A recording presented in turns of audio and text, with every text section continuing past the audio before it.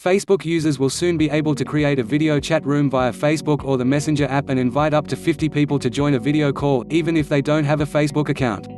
There will be no time limits on calls.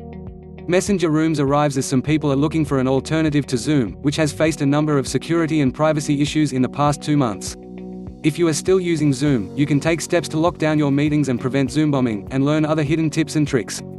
Facebook Messenger Rooms will be rolling out in certain countries this week before expanding globally, CEO Mark Zuckerberg said in a live stream on Friday. Keep reading for Facebook Messenger Rooms' stance on privacy, and how to get started using the new video chat platform. While Facebook has also grappled with many security and privacy problems, Zuckerberg said in the livestream that the company has been very careful and tried to learn the lessons from issues with other video conference tools in recent months.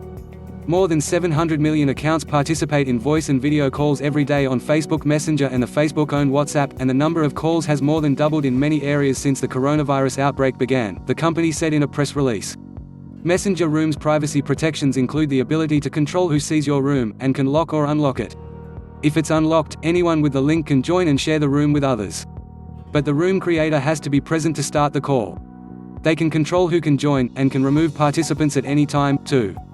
People can report a room for violating Facebook rules, though those reports will not include any video or audio from the call. Facebook doesn't listen to your calls at all, the company said. How to create a Facebook Messenger room once it's available in your area. Here's how to create a room from your phone. 1. Open the Messenger app.